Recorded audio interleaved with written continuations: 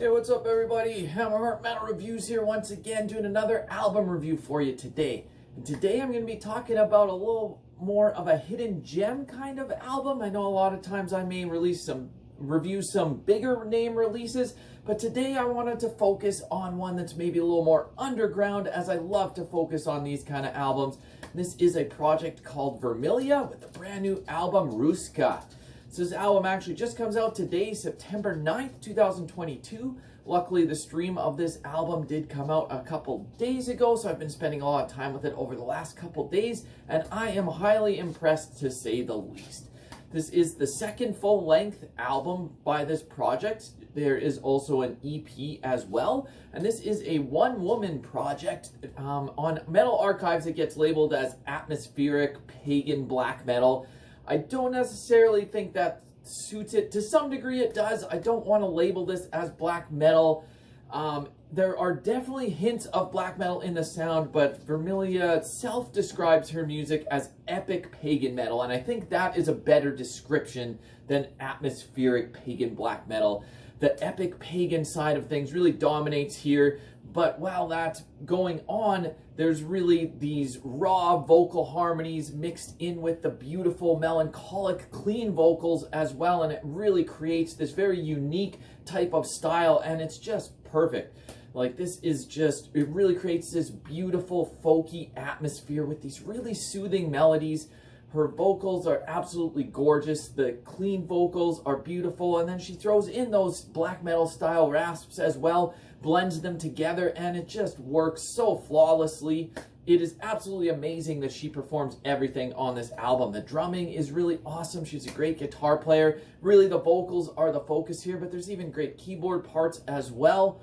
Of course, with it being a one-woman kind of folky black metal project, the comparison that will spring to mind is Mercury, but I do feel that Vermilia really outdoes Mercury, at least in my opinion. The compositions on this album are way more advanced than anything Mercury does. I don't want to just trash a different project here. This is just to focus on Vermilia and really just give praise, because these songs are so well constructed, and it's really emotional and melodic music with these hints of these harsher tones. And yeah, maybe the riffs aren't like the most complex riffs out there, but the songwriting is complex, and it really works well, and it's just truly beautiful stuff here. Some other bands that might get compared to, like in moments, there might be hints of a band like Ensiferum with the folky parts and kind of that Finnish sound with those Finnish melodies. On the black metal side, maybe a band more like Ulver or Agalloch, where they seamlessly mix together like neo-folk with hints of black metal. Those comparisons do make sense here, but this is really her own unique style, and it's really well done. This album is 8 tracks. It's about 38 minutes long, so I'll give you a quick track-by-track run-through, and I'll give my thoughts on this album as a whole, and I'll score it out of 10 at the end. So the album kicks off. I should say also, I'm going to mispronounce every single song here, so I apologize for that. I do not speak Finnish, so bear with me. But yeah, the first track's called Alkusointu.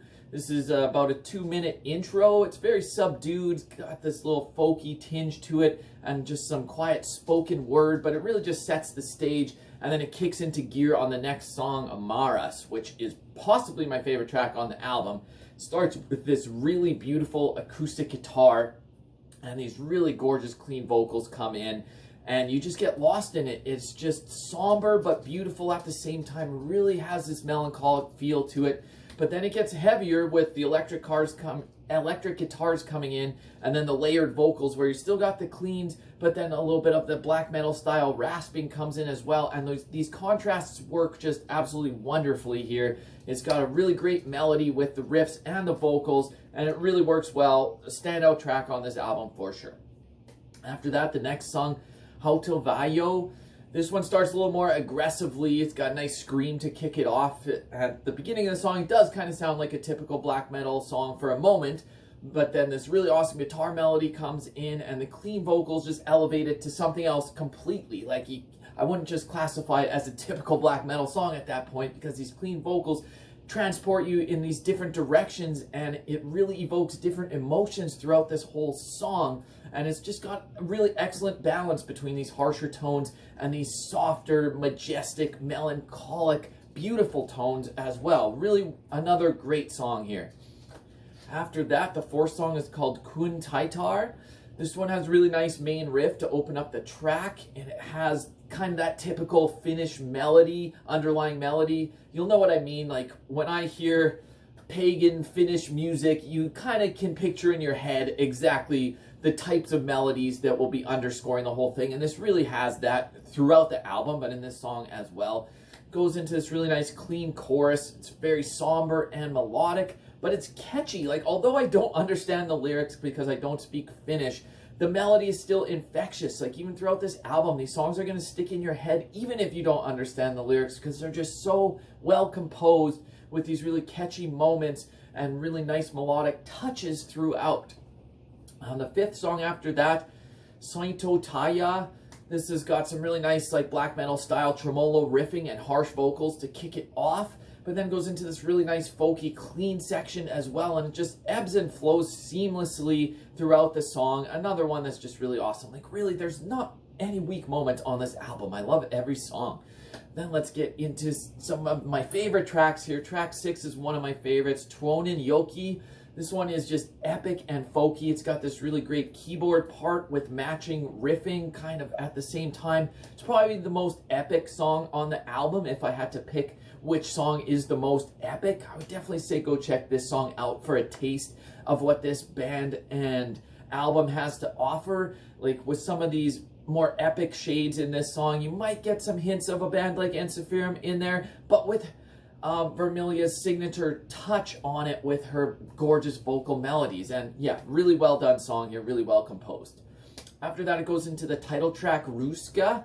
And this one starts off with this really folky, beautiful acoustic part, and really these nice like pagan vocals, Ruska, Ruska, da da. I apologize, I don't know how to say the lyrics, but yeah, it's just catchy. It's in my head anyways. Maybe I'm not saying it right, but you get the gist of it if you go listen to this song. This really invokes the feeling of like a pagan ritual. It's just got a really tribalistic vibe. Another one of the standouts on this album for sure.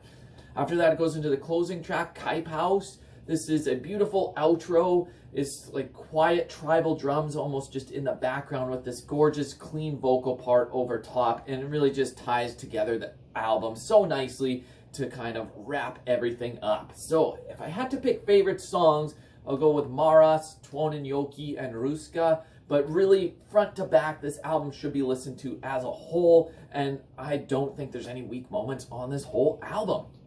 So my thoughts on this as a whole, it's really got this, it captures the somber melancholic vibe perfectly. It's got these very sweet, gorgeous melodies throughout, but balanced with the harsher tones, and I just absolutely love her vocals, and her songwriting skills are on full display here.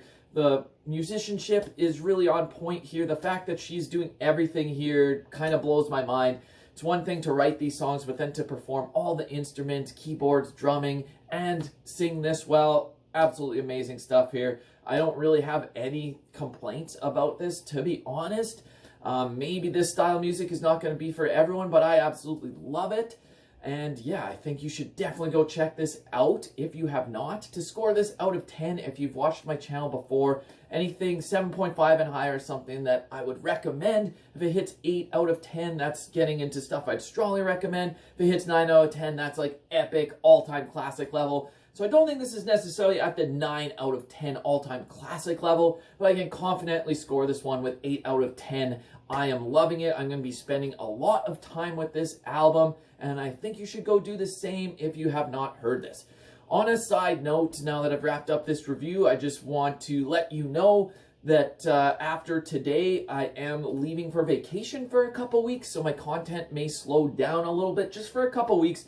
I do have a couple pre-recorded videos that I will still be putting out in the next couple weeks, but I probably won't be responding to any of your comments in a timely manner, but I'll definitely do it when I get back. And don't worry, once I'm back, my content will pick up on its regular schedule, but I just want to give you a heads up, but that there will be a slight cutback in content from my channel for the next 2 weeks. But anyways, until next time when I am back from vacation, Hammer Heart Metal Reviews out.